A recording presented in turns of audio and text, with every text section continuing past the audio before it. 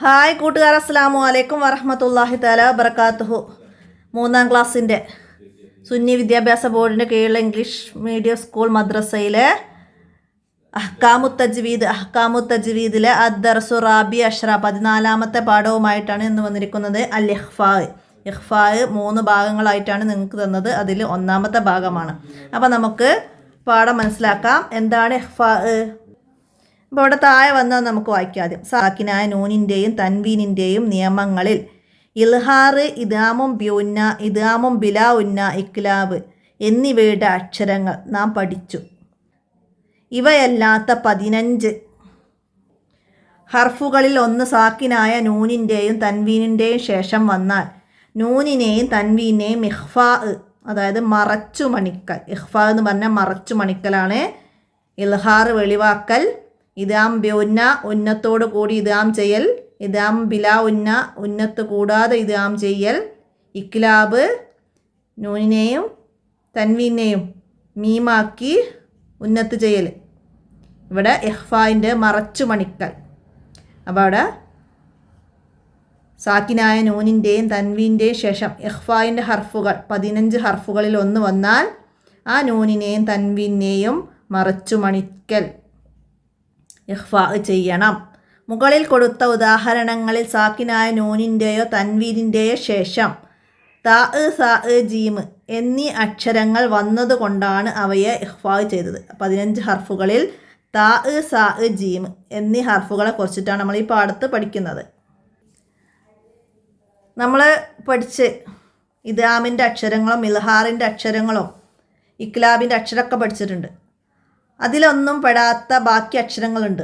താ, സാ, ജീമ്, ദാല്, ദാല്, സായി, സീന്, ഷീന്, സ്വാദ്, ലോദ്, തോ, ലോ, ഫാ, ഖാഫ്, കാഫ് എന്നീ 15 ഹർഫുകളാണ് ഇഖ്ഫാഇന് വരുന്നത്. അപ്പോൾ അത് നമ്മൾ ആ പാഠത്ത് പഠിക്കുന്നത് താവും സാവും ജീമുമാണ്. അപ്പോൾ അതിൻ്റെ ഉദാഹരണങ്ങളാണ് നമ്മളിതിവിടെ മനസ്സിലാക്കേണ്ടത്. അപ്പോൾ ഇവിടെ നമുക്ക് എന്താ നോക്കാം, ആയത്തുകളിൽ വന്നത് എന്താണെന്ന്. അൻസൽന എന്ന് പറഞ്ഞാൽ നൂനിന് ശേഷം സായി വരുന്നുണ്ട്. ഇവിടെ മനസ്സിലാക്കുക, സായി. പിന്നെ മാ അൻ സജ്ജാജ തൻവീന് ശേഷം സാ വന്നിട്ടുണ്ട്.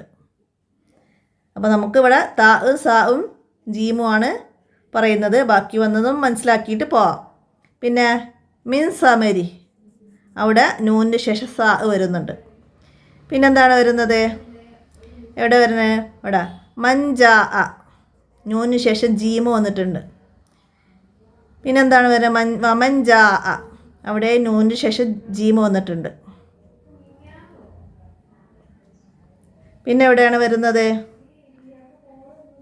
ഇവിടെ നൂനിന് ശേഷം സീന് വന്നിട്ടുണ്ട്. ഷൈഇൻ ജദല തൻവീന് ശേഷം ജീമ് വന്നിട്ടുണ്ട്. പിന്നെന്താണ്? മിൻ ജാനിബി നൂനിൻ്റെ ശേഷം ജീമ് വന്നിട്ടുണ്ട്. വേറെ എന്താണ് അടുത്തത്? മഗ്ഫിറത്തും മിൻ ഇവിടെ തൻവീന് ശേഷം മീമ് ഇദ്ഗാമും ബ്യുന്നയാണ്. പിന്നെ എവിടെയാണ്? ജന്നാത്തുൻ തജ്രി തൻവീന് ശേഷം താ വന്നിട്ടുണ്ട്. മിൻ തഹ്തിഹ നൂനിൻ്റെ ശേഷം താ മനസ്സിലാക്കാം. പിന്നെ എന്താണ്? അൻഹാറു എന്നുള്ളിടത്ത് നൂനിൻ്റെ ശേഷം ഹാ ഇൽഹാറാണ് മനസ്സിലാക്കുക. അപ്പോൾ അതിൽ നൂനിൻ്റെയും തൻവീൻ്റെയും ശേഷം ജീമ്, സാ, താ ഇത്രയും ഹർഫുകൾ വന്നതിൻ്റെ ഉദാഹരണങ്ങളാണ്. അല്ലാതെയും വന്നതുണ്ട്, സീനൊക്കെ വന്നതുണ്ട് നൂനിൻ്റെ ശേഷം. അപ്പോൾ അതൊക്കെ മനസ്സിലാക്കുക. നമുക്ക് ഇതിൻ്റെ ദഫ്തർ തോലിബ് നോക്കണം. അതിന് മുന്നേ ഇവിടെ ഖിറാഅത്ത് എന്താ? സൂറത്ത് നഖ്റാവ് മുസമ്മിൽ എന്താണ് ഇഖ്ഫാ ഒക്കെ മനസ്സിലാക്കിയിട്ട് ഓതാനാണ്.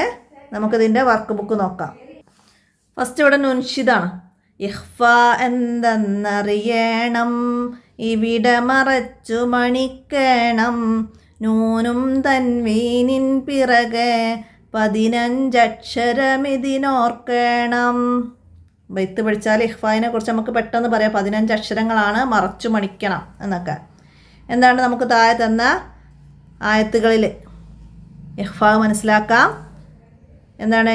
അന്ത നൂൻ ശേഷം ത വന്നിട്ടുണ്ട് ഇവിടെ. വകുന്തും നൂനിന് ശേഷം താ വന്നു. അസ്വാജൻ സലാസ, തൻവീന് ശേഷം സാ വന്നിട്ടുണ്ട്. പിന്നെ ഹയ്യത്തും തഷ് ആ, തൻവീന് ശേഷം താ. മൻ സക്കുലത്ത്, നൂന് ശേഷം സ. ഹബാ അം മൻസൂറ, തൻവീന് ശേഷം മീമാണ് ഇവിടെ വന്നത്. തൻവീന് ശേഷം മീം. പിന്നെ അതിന് ശേഷം എന്താണ്? മൻസൂറ, നൂന് ശേഷം സാ ഇവിടെ വന്നിട്ടുണ്ട്. അപ്പോൾ അതൊക്കെ മനസ്സിലാക്കുക. ഇങ്ങനെ ഇടയിൽ വരുന്നതൊക്കെ ഉണ്ടാവും. നമ്മൾ ഇങ്ങനെ 2 പദമായിട്ട് വരുന്നത് മാത്രം നോക്കരുത്, ഇതുപോലെ വരുന്നതൊക്കെ മനസ്സിലാക്കണം. അപ്പോൾ ഇവിടെ വന്നിട്ടുണ്ട്. ഇവിടെ തൻവീന് ശേഷം മീം ഇദാമും ബ്യൂന്നാണ്, മനസ്സിലാക്കുക. അടുത്തതാ വ അൻസൽന, മനസ്സിലാക്കുക. അൻസൽന, നൂനിന് ശേഷം സായി വന്നു. പിന്നെന്താ? മാ അൻ സജ്ജാജ, തൻവീന് ശേഷം സാ വന്നു. മഞ്ചാ, ജീമ വന്നു, നൂനിന് ശേഷം ജീമു. ഐനുഞ്ചാരിയ, മനസ്സിലാക്കുക. മഞ്ചാ, മനസ്സിലാക്കുക. പിന്നെ ഇനി ഇവിടെ നുജിബ് ചോദ്യങ്ങൾക്ക് ഉത്തരം എഴുതാനാ. ഈ പാഠത്തിൽ ഇഖ്ഫാഇൻ്റെ ഏതെല്ലാം അക്ഷരങ്ങൾക്കാണ് ഉദാഹരണം കൊടുത്തിട്ടുള്ളത്? നമ്മൾ പഠിച്ചു താ, സാ, ജീം. അത് 3 അക്ഷരങ്ങൾക്കുള്ള ഉദാഹരണങ്ങളാണ് നമ്മൾ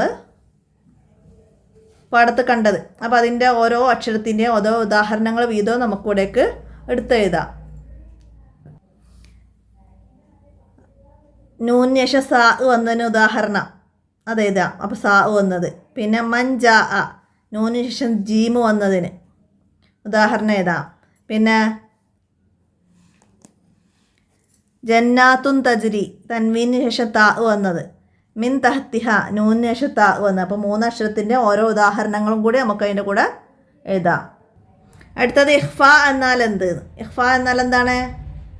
ഇവിടെ അവസാനം അടയാളപ്പെടുത്തുക. സാക്കിനായ നൂനിൻ്റെയും തൻവീനിൻ്റെയും നിയമങ്ങളിൽ ഇൽഹാർ, ഇദാം ബ്യൂന്ന, ഇദാമം ബിലാവുന്ന, ഇക്ലാബ് എന്നിവയുടെ അക്ഷരങ്ങളല്ലാത്ത ബാക്കി 15 അക്ഷരങ്ങൾ ഇവിടെ നാം പഠിച്ചു. ഇവയല്ലാത്തന്ന് വേണ്ട, എന്നിവയുടെ അക്ഷരങ്ങളല്ലാത്ത 15 ഹർഫുകളിൽ ഒന്ന് സാക്കിനായ നൂനിൻ്റെയോ തൻവീനിൻ്റെയോ ശേഷം വന്നാൽ നൂനിനെയും തൻവീനെയും ഇഖ്ഫാ ചെയ്യണം. അപ്പോൾ അത് മനസ്സിലാക്കുക. നമുക്ക് ഒറ്റ വാക്കിലാക്കിയിട്ട് ഉത്തരം എങ്ങനെ എഴുതാം? സാക്കിനായ നൂനിൻ്റെയും തൻവീനിൻ്റെയും ശേഷം ഇഖ്ഫാഇൻ്റെ അക്ഷരങ്ങൾ വന്നാൽ ആ നൂനിനെയും തൻവീനിനെയും മറച്ചു മണിക്കണം. ഇതാണ് ഇഖ്ഫാ. അപ്പോൾ നിങ്ങൾക്ക് മനസ്സിലാവുന്ന രീതിയിൽ എഴുതിയിട്ടത് പഠിക്കുക, മനസ്സിലാക്കുക. സാക്കിനായ നൂനിൻ്റെയും തൻവീൻ്റെയും ശേഷം, സാക്കിനായ നൂനിൻ്റെയും തൻവീൻ്റെയും ശേഷം ഇഖ്ഫാഇൻ്റെ 15 ഹർഫുകളിൽ ഒന്ന് വന്നാൽ ആ നൂനിനെയും തൻവീനിനെയും ഇഖ്ഫാ ചെയ്യണം, മനസ്സിലാക്കുക. അതാണ് ഇഖ്ഫാ. അടുത്ത ഇഖ്ഫാഇൻ്റെ അക്ഷരങ്ങൾ ഏതെല്ലാം? ഇഖ്ഫാഇൻ്റെ അക്ഷരങ്ങൾ ഏതൊക്കെയാണ്? ഇപ്പോൾ നിങ്ങളെ പാഠത്തിൻ്റെ ഇഖ്ഫാ 3 എന്നുള്ളൊരു ചാപ്റ്റർ ഉണ്ട്. അതിലുണ്ട് അവസാനത്തിൽ ഇഖ്ഫാഇൻ്റെ അക്ഷരങ്ങൾ കൊടുത്തിട്ടുണ്ട്. അപ്പോൾ അവിടെ നോക്കിയിട്ട് തെറ്റാതെ അവിടേക്ക് ഇഖ്ഫാഇൻ്റെ 15 ഹർഫുകൾ എഴുതി വെക്കുക. അടുത്ത വർക്ക് എന്താണ്? ഇഖ്ഫാഇൻ്റെ അക്ഷരങ്ങൾ തിരഞ്ഞെടുത്ത് എഴുതണം.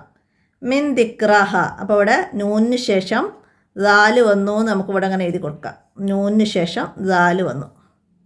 ഞാനിങ്ങനെ എഴുതുമ്പോൾ തെറ്റിപ്പോവുക കേട്ടോ. ഓക്കെ. അടുത്തത് ഫമങ്കാന മിൻകും മരീല, ഇവിടെ എന്താ വന്നത്? ഫമങ്കാന, നൂനിന് ശേഷം കാഫ് വന്നിട്ടുണ്ട്. പിന്നെ മിൻകു, ഇവിടെ നൂനിന് ശേഷം കാഫ് വന്നിട്ടുണ്ട്, മനസ്സിലാക്കുക. അപ്പോൾ നൂനിന് ശേഷം കാഫ് വന്നത് ഇവിടെ എഴുതാം. അടുത്തതാ നുത്തിൽ മുൽക്ക മൻ തഷാവ്, മൻ തഷാവ് എന്നുള്ളിടത്ത് നൂനിന് ശേഷം താ വന്നിട്ടുണ്ട്, മനസ്സിലാക്കുക. അപ്പോൾ അതങ്ങനെ മനസ്സിലാക്കി എഴുതുക. ഇനി എന്താണ്? സൂറത്തുൽ മുസമ്മിൽ, സൂറത്തുൽ മുസമ്മിൽ എടുക്കുക.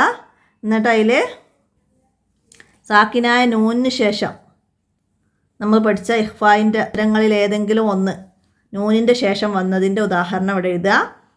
പിന്നെ തൻവീനിന് ശേഷം ഇഖ്ഫാഇൻ്റെ അക്ഷരങ്ങൾ നമ്മൾ പഠിച്ച ബാക്കിൽ നമ്മൾ നേരത്തെ എഴുതി ഇഖ്ഫാഇൻ്റെ അക്ഷരങ്ങൾ.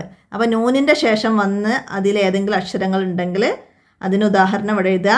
തൻവീന് ശേഷം വന്നത് തൻവീന് ശേഷം വന്നതിൻ്റെ ഉദാഹരണങ്ങൾ ഇവിടെയൊക്കെ എഴുതുക. അപ്പോൾ അത് നിങ്ങൾ സൂറത്തുൽ മുസമ്മിൽ എടുക്കുക, എന്നിട്ട് നോക്കുക. നിങ്ങൾ തന്നെ കണ്ടെത്തണം. അപ്പോഴാണ് നിങ്ങൾക്ക് ഇഖ്ഫാ ഒക്കെ എന്താണെന്ന് മനസ്സിലാവുള്ളൂ. നമ്മളിവിടെ എഴുതിയിട്ടാൽ നിങ്ങൾക്ക് പഠിക്കാൻ കഴിയൂല. അപ്പോൾ അത് നിർബന്ധമായിട്ട് എല്ലാവരും സ്വന്തമായിട്ട് എഴുതി കണ്ടെത്തി പഠിക്കുക. അപ്പോൾ ഇത്രയാണ് ഈ പാഠഭാഗത്തിൽ നിങ്ങൾ മനസ്സിലാക്കാനുള്ളത്. എല്ലാവരും മനസ്സിലാക്കി ഉപകാരപ്പെടുത്തുക. വീഡിയോ കൂട്ടുകാർക്കൊക്കെ ഷെയർ ചെയ്ത് കൊടുക്കുക. ഇന്നത്തെ വീഡിയോ ഇവിടെ അവസാനിപ്പിക്കുകയാണ്. അസ്സലാമു അലൈക്കും വറഹ്മത്തുള്ളാഹി വബറകാതുഹു.